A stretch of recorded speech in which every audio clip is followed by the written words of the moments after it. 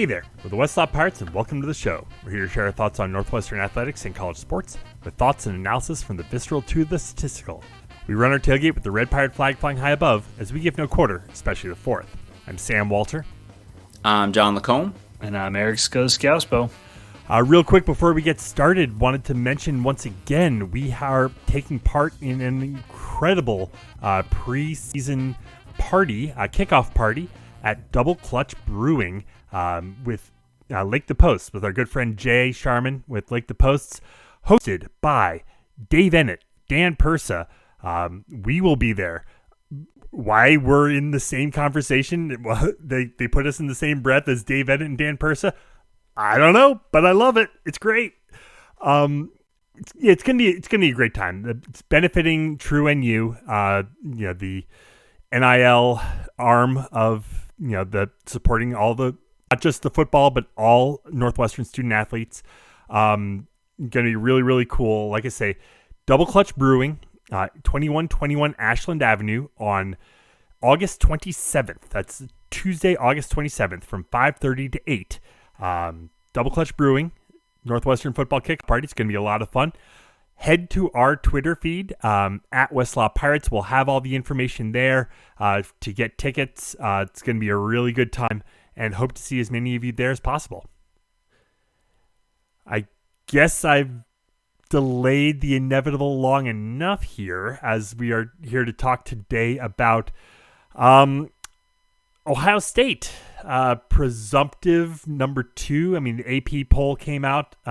Obviously, the preseason AP poll is pretty much meaningless, but does have Ohio State checking in at number 2. I mean, people are really, really high on Ohio State this year, and I think as we get into this preview, I think rightfully so, perhaps.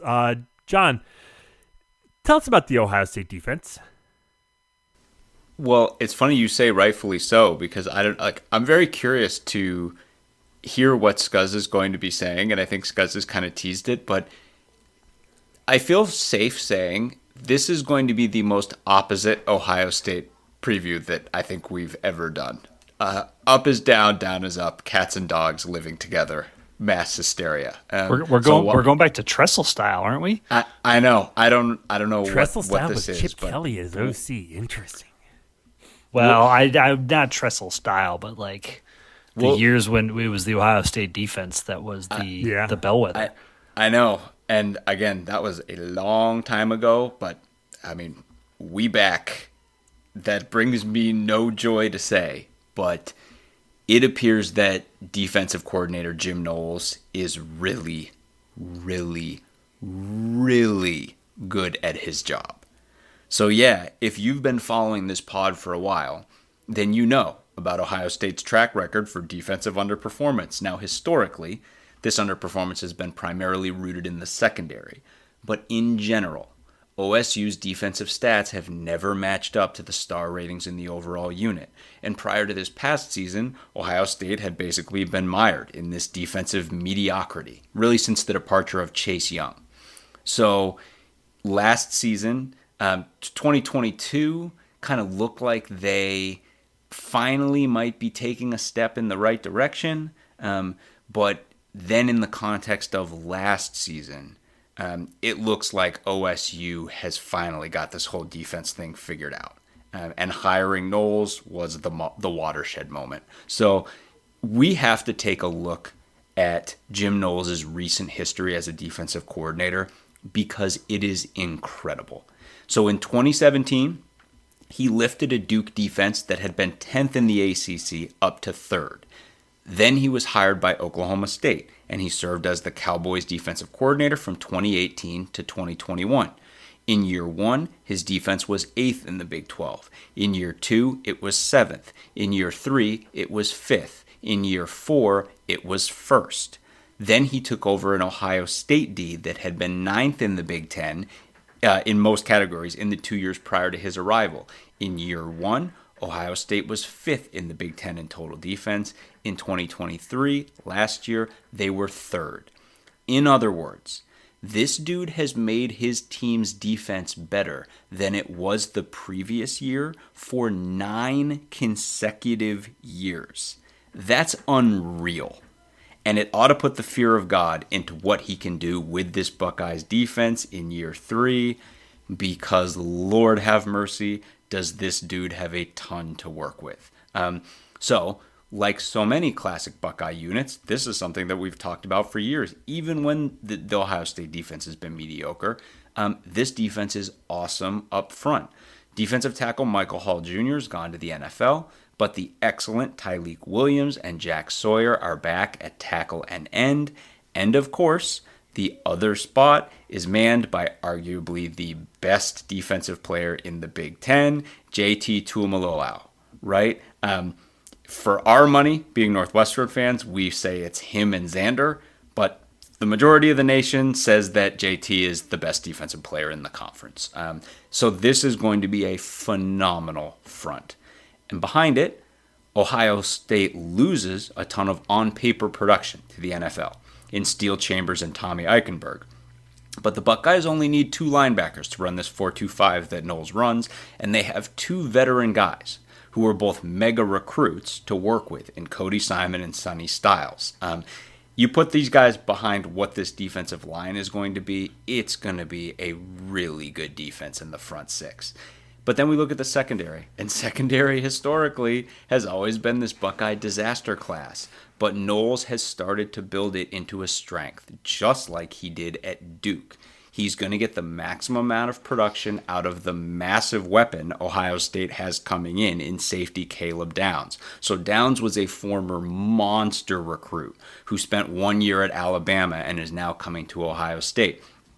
Now, corner Denzel Burke, this is the exact kind of dude that we have historically rolled our eyes at, because historically, when you're looking at Ohio State corners, the accolades just don't match the production that happens in the unit. And then we all look at these guys getting drafted high in the NFL and we're like, what the hell is going on here? But the fact is, when you look at Burke and you look at what he is in this Jim Knowles defense, this dude broke up 9 passes last year.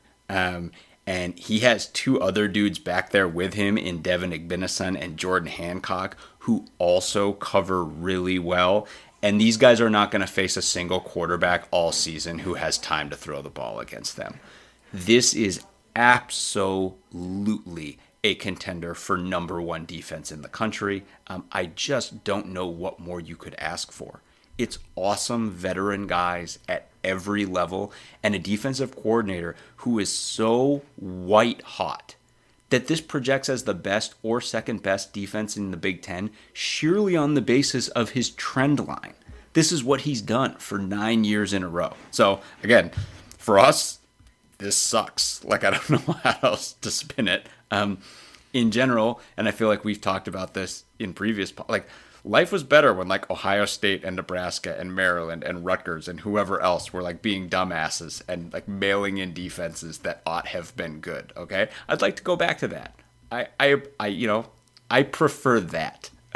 But this game, this side of the ball, I mean, there just ain't much that I can spin for you here. I don't like the forecast for our offense in Wrigley against what again might be the number 1 defense in the country. So, Scuzz, like I mentioned earlier, Chip Kelly leaves as head coach of UCLA to become the OC at Ohio State. Would anybody like to hire me as their offensive coordinator? Please hire me before I get fired. Okay, cool. What is Chip Kelly inheriting, and what do we expect from this Buckeye offense? Let me just preface this with, on the heels of everything John just talked about, I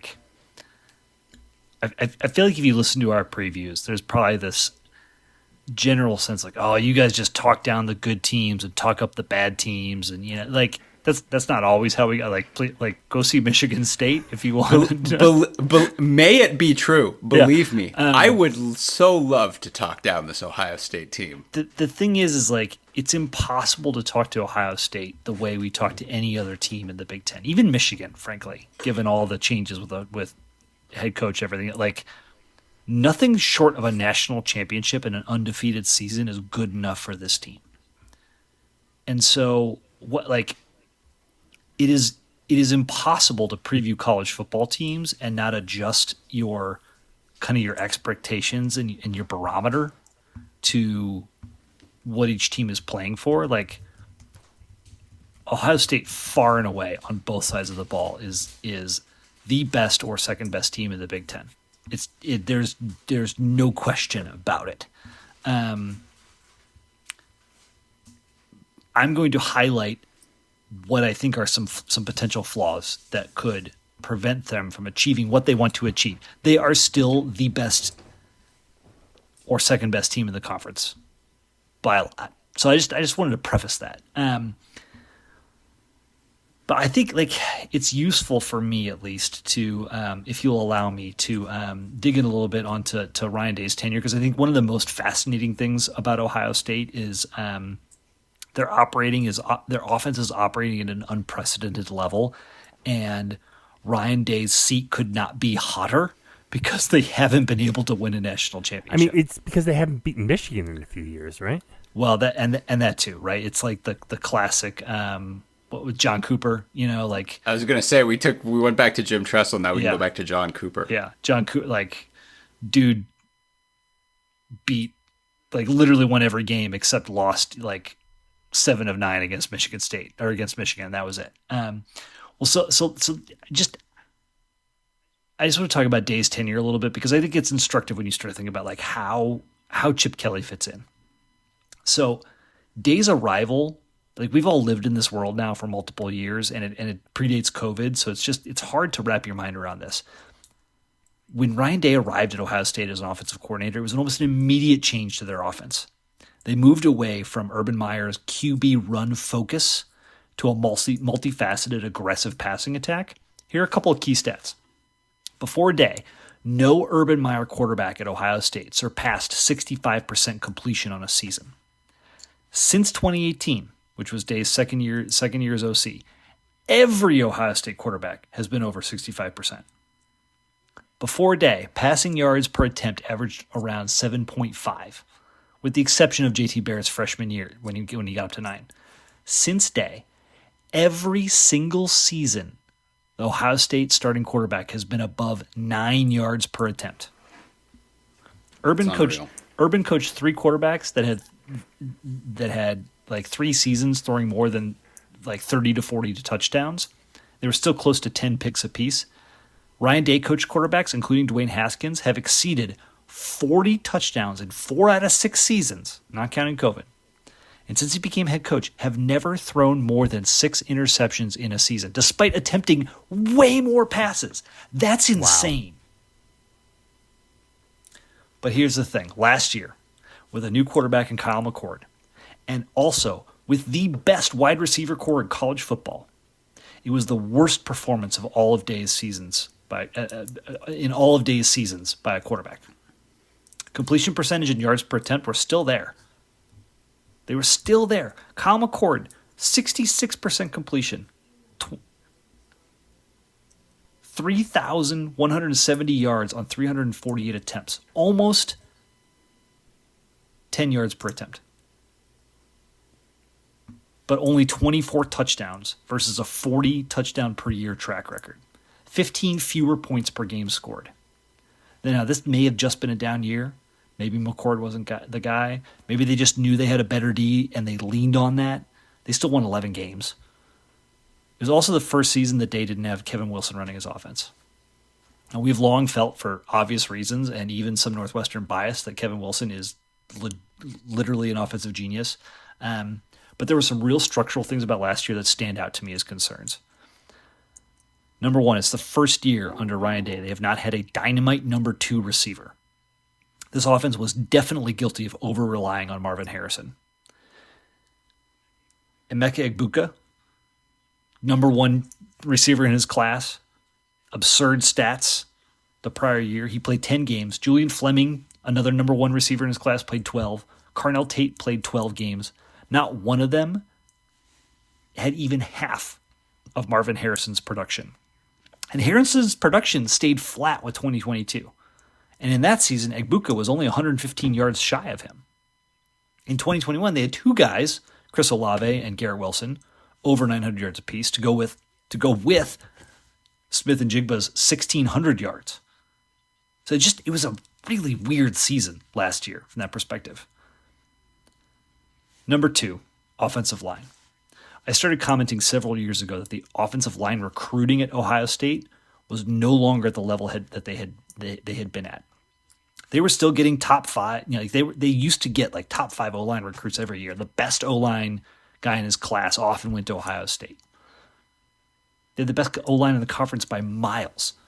They put 2 or more guys into the NFL every single season save one from 2017 to 2022.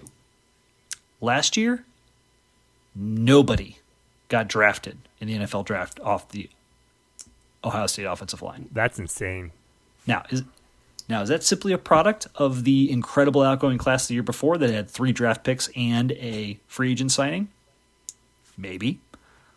But 2020, 21, and 2022 were the absolute high watermark based on recruiting rankings and the number of future draft picks playing together on the offensive line at Ohio State. The current group on paper is still great. They've got a couple of likely guys that are going to get drafted in the top 3 or 4 rounds. But they no longer look like the elite group of a couple years ago. They're averaging like 40th or 50th in their class across the starters from a recruiting ranking perspective, where they had been averaging 16th or 17th across the line 3 years ago. In my opinion, the success of Michigan over Ohio State the last several seasons was predicated on exactly this. Michigan caught and surpassed the Buckeyes in offensive line recruiting and development in the last 3 years.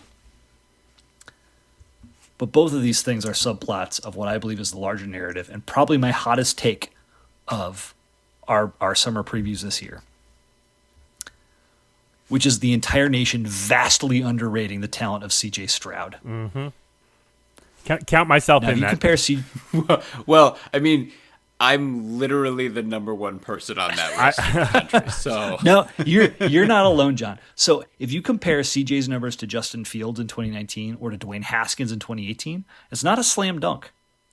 All 4 seasons were elite.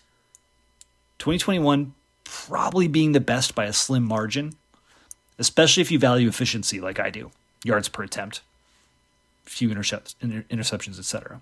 But here's the difference. Both Justin Fields and Dwayne Haskins struggled when they got to the NFL. And simultaneously, Ohio State did not miss a beat without them. C.J. Stroud hit the league last year like a freight train, and Ohio State's offense lost 15 points per game. Now, this is a really Occam's razor analysis, but couple the unworldly performance of the OSU offense in his 2 years, mind you, when the defense was not that great, as John has outlined, with a declining, albeit still good, level of offensive line talent at the same time, and then the relative football IQ, ability, and performance on display at that NFL level, I think the Buckeyes are basically trying to replace the best QB they ever had, and I think they have a problem. Now, mind you, Ohio State is still going to be exceptionally good. Travion Henderson is an incredible running back. He's the only one back, but he's back. And it might be all that matters. Emeka Ibuka is back. Carnell Tate is poised to break out. They have the number 1 receiver in his class who came in the spring, Jeremiah Smith, who's destroying their excellent defense in fall camp already. The depth chart is obscenely talented, but I just don't think they have it this year. And it's because of the quarterback. They brought in Big 12 winning quarterback Will Howard from Kansas State. He has a career 58.8% completion rate. He got up over 61% last year. 7.4 yards per attempt, and a TD to pick ratio that's even worse than Kyle McCord's. Ooh. They also bring back Devin Brown, who was unable to beat out McCord last year. Julian Savin is the number 1 quarterback in the class this year who's signed with Ohio State. But all signs point to Will Howard being the guy coming out of camp. Ohio State and their prognosticators seem to be putting a lot of faith in Howard to just bring back the level of play that C.J. Stroud brought. And they're putting a lot of faith in offensive coordinator Chip Kelly, who hysterically replaces Bill O'Brien, who was only offensive coordinator for 3 weeks before leaving to be head coach of Boston College. So now Ryan Day presumably has an offensive genius back at the helm of his own. However, unlike Wilson, who ran exceptional offenses everywhere he went, including Northwestern and Indiana, Kelly's UCLA teams really struggled on offense last year and in the couple seasons before DTR, Dorian Thompson-Robinson. Now, this collection of talent is easily the best that Kelly has ever worked with, be it at Oregon, with the Philadelphia Eagles, whatever. But can Will Howard, in his 5th year of college football, 6th year of college football, really elevate his play that much? Can he really get that much better? Can Day operate cohesively with Kelly like he did with Wilson? A lot of folks see this as a slam dunk, and honestly and ironically, I think UCLA's offensive coordinator situation is probably better with Eric Bieniemy than Ohio State's is with Chip Kelly. So putting this all together, I think this offense is still really good. It is the second best offense in the conference, most likely. But I think at best they match what they did last year. The degree of difficulty goes up, especially playing at Oregon. I think they'd probably end up even a little bit lower than where they finished in 2023 in terms of efficiency, points per game, etc. Given the D, that's not going to keep them from the playoff. They're still going to go to the playoff. They're still going to be in the mix. But that Ryan Day seat is going to be white hot when they aren't able to get it done again. If you or a loved one is seriously injured by someone else's negligence, hire Kent Simpson of the Simpson Law Group. After over a decade prosecuting murder cases in Chicago, Simpson opened his own firm focused on wrongful death and personal injury cases. He specializes in car, truck, motorcycle, boat, and other transportation accidents, as well as construction accidents, medical negligence, slip and falls, product liability, and more. Millions recovered for clients. No fee unless he wins. The Simpson Law Group. Compassion, empathy, and vigorous advocacy. Go to simpsonlawgroup.com or call 312-332-2107 for a free consultation. And go Cats. So let's talk about this schedule. Non-conference is Cupcake as usual. Akron, Western Michigan, bye week, and then Marshall. Then they're at Michigan State, home for Iowa. Feels more Cupcake than usual, given that the last 2 years they played Notre Dame, they played Oregon the year before that, and you got to go back to 2019 to find as Cupcake a non-con. Plus, real talk, Michigan State being at the front of this looks just like an additional cupcake that's part of this non-con. Those are the sprinkles on top with a nice vanilla buttercream. There you go. Home for Iowa. Then what could be the game of the year? I mean, on paper, before the season. I think it is. Game of the year, Ohio State at Oregon, October 12th. That's going to be like the primetime game, guaranteed. Like, it's going to get a monster number on TV, whichever, whether it's CBS or Fox, whoever gets it is going to just do a monster number. They get a bye week, come home to play Nebraska. Then they're at Penn State. Probably a whiteout game, I would imagine. Home for Purdue, at Northwestern, so that's the Wrigley Field game. And then finish up the season home for Indiana and Michigan in the shoe. So here's the thing that Scuzz was talking about earlier. And we just looked at a schedule with a very similar profile to this with Purdue. And honestly, big difference being that Ohio State's got an absolutely cupcake non-con and Purdue has Notre Dame in their non-con, right? But the standards are totally different. We're looking at Purdue and trying to map a path to 5 or 6.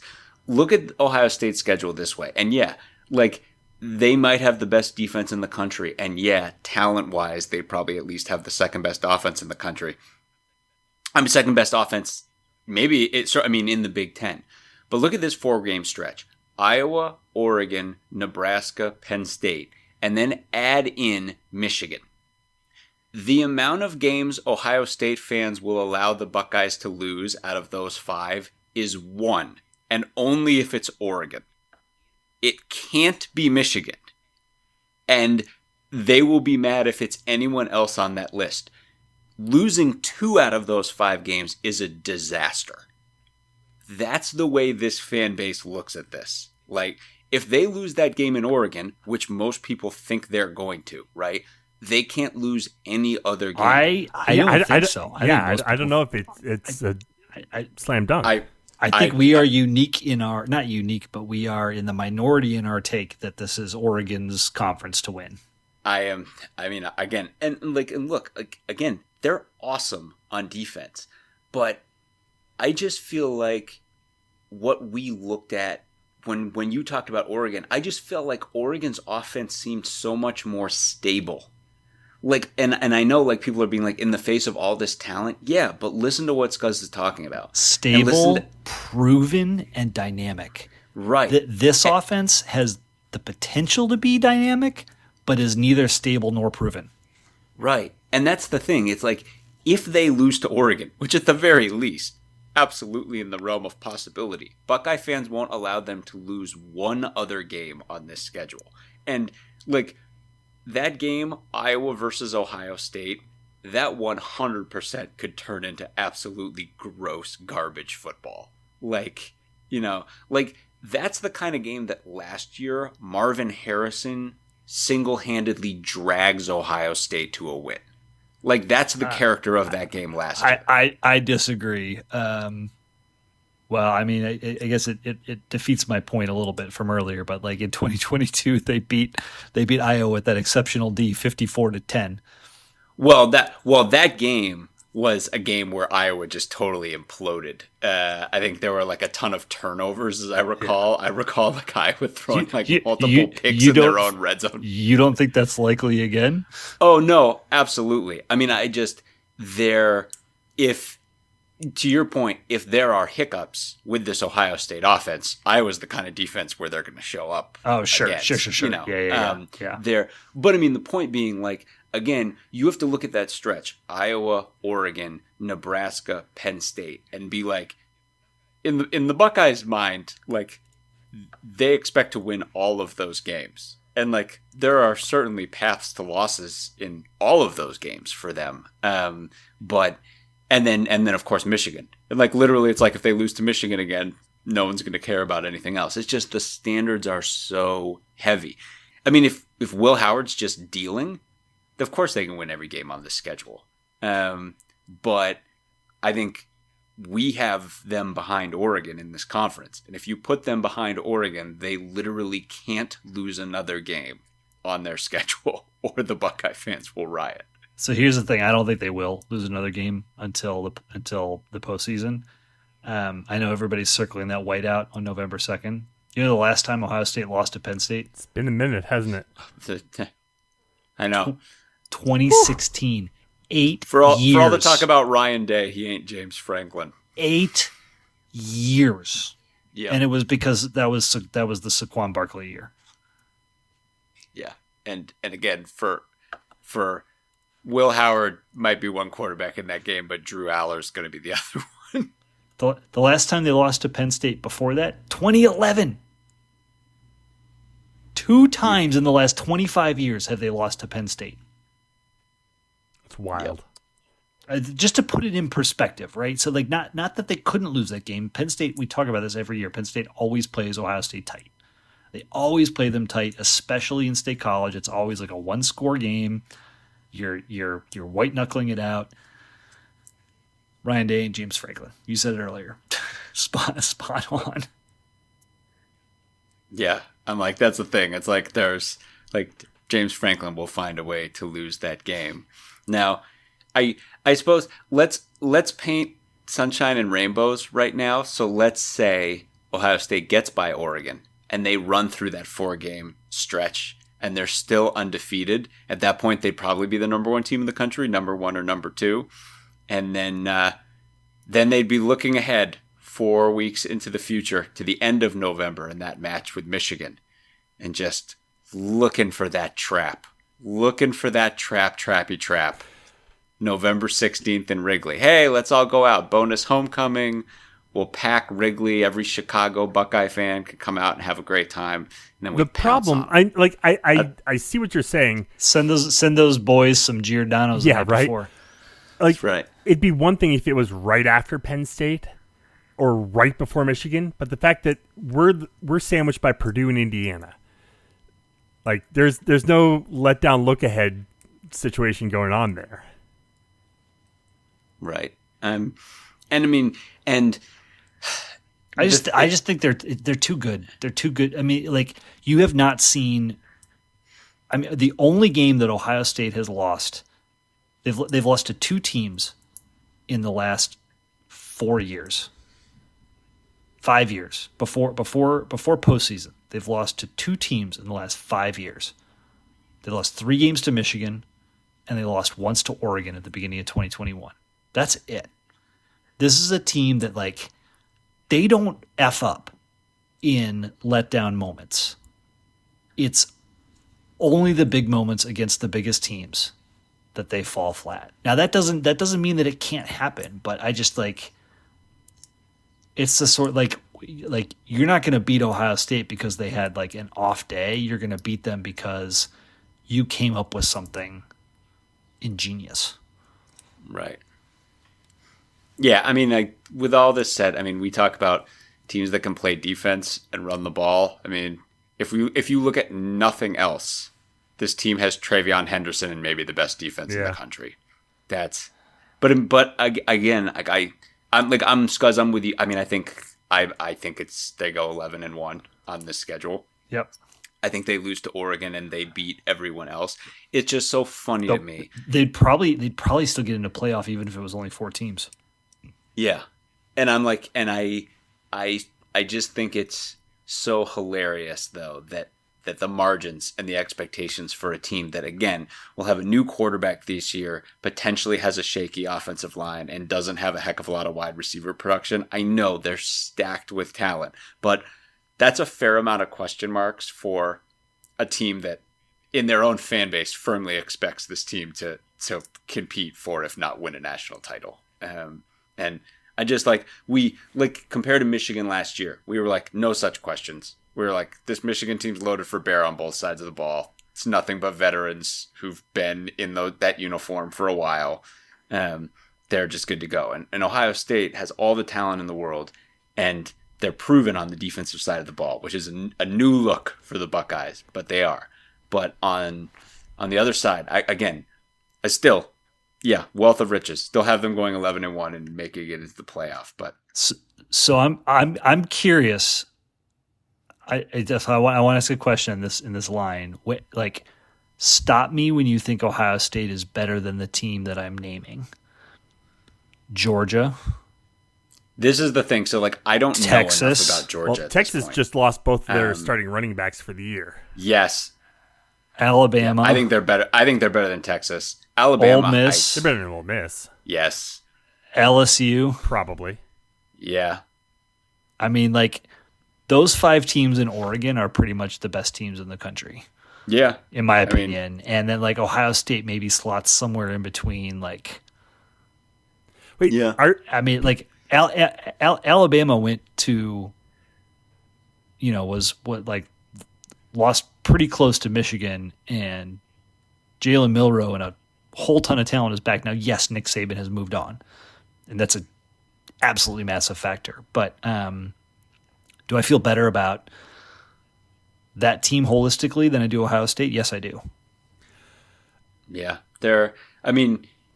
it's just so funny, though, because ceiling floor, what's the ceiling? 12 wins. What do I think they're going to get? 11-1. What's the floor? The floor drops out if it's not either of those two things. It's like there is no floor. Ohio State fans will burn the house down, including the floor, if they don't get those one of those two things. So I had wondered about the expanded playoff when it comes to Ohio State, right? They don't, like, they're going to make the playoff pretty much regardless. So, like, does that take the pressure off of them? I know it doesn't take the pressure off their fans. Like, the fans want to beat Michigan no matter what. But, like, for the team, you don't have to beat Michigan. You don't have to win the Big Ten. You're going to the playoff. You will be one of the top 12 teams in the country.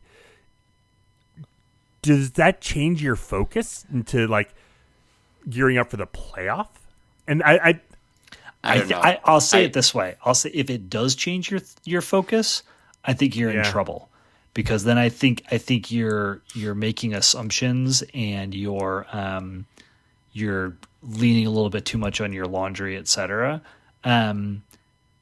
This year, I don't think it matters because I think they're going to destroy Michigan. Well, that's what I was going to say. If this team can't beat this Michigan team in Ohio Stadium, then Ryan Day's not going to beat Michigan. Like, that's like, if not now, then it's not going to happen. So that's baked in, but I'm with Scuds. Like, I mean, I think they're the better team. Again, like, we think they're going to beat everyone but Oregon on this schedule. And who knows? Maybe they play Oregon twice. That's absolutely something that I could see happening. Like, totally feasible. Yep. But again, may that all not happen. Let's beat them. I want a 9-3 Buckeyes team. They lost to Oregon, one other team, and then was shocked by Northwestern at Wrigley. Sam, I wanted to answer your question in one other direct line. Like, I think the other thing that will keep their focus is the last thing they want to do is be the 7 seed that's got to go down to the South and play at LSU, at Florida State, at Texas in the first round of the playoff. And that will keep their focus on the regular season. I think that's to me, that's the only thing that makes the 12-team playoff work and doesn't completely gut the regular season, because those I think 1 and 2 get a bye, right? And then 3, 4, 5, and 6. 1, 2, 3, 4 get a bye. 5 plays 12. Okay. Top four get buys.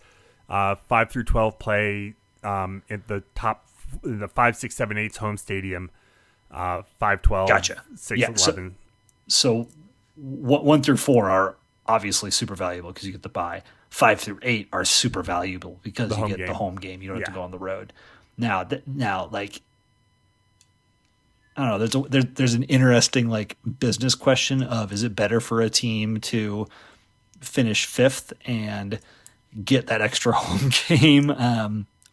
Is the second round on campus as well, or is that second round go to neutral site? The former BCS Bowls. Yeah, there's a Snidely Whiplash run university or run athletic department perspective here, where the best outcome is to finish 5th and get your extra home game and make a gajillion dollars, and then the rest is TV gravy. money they're making from the playoff is going to be like a gate is pittance to that. Yes, yeah, Scuzz, you go ahead and sell the Buckeyes on the finishing 5th. Go ahead and sell. Buckeye Nation is 100% going to get on board with that. That's not how they're wired. That's something I would expect from the University of Texas, not from Ohio State. But I mean, from a fan's perspective, I mean, that's one big trip you don't have to go on. Like, that's how many thousands of dollars you don't have to spend on last minute plane tickets and last minute hotels.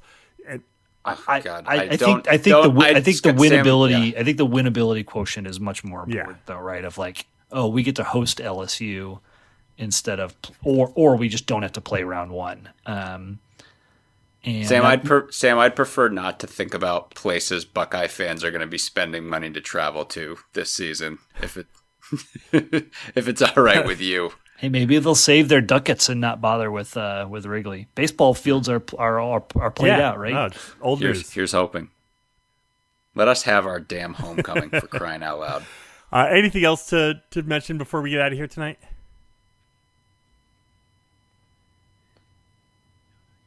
No, they're going to be good, but I would say here's where we put our money and be like, I feel like last year we were the only ones who said Michigan was going to be better than Georgia. Maybe this year we're the only ones saying Oregon's going to be better than Ohio State. We'll see if it plays out 2 years in a row. We're not the only ones saying that. Like, AP has Ohio State 2, Oregon 3.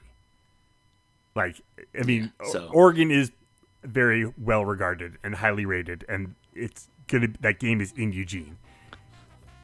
Yeah, it's the game of the year, no doubt. Like you guys said, 100%. So on that note, we'll go ahead and leave it there for tonight. Head to our website, westlawpirates.com, where you can leave comments and questions. Find us on Facebook, Twitter, Instagram, and YouTube at Westlaw Pirates, and email the show, westlawpirates@gmail.com. Tune in next time as we give our visceral and statistical views on Northwestern athletics. Look for us in the west lot of Ryan Field flying the red pirate flag, because we give no quarter, especially the fourth. For John Lacombe and Eric Scousby, I'm Sam Walter. Thanks so much for listening. We'll see you next time.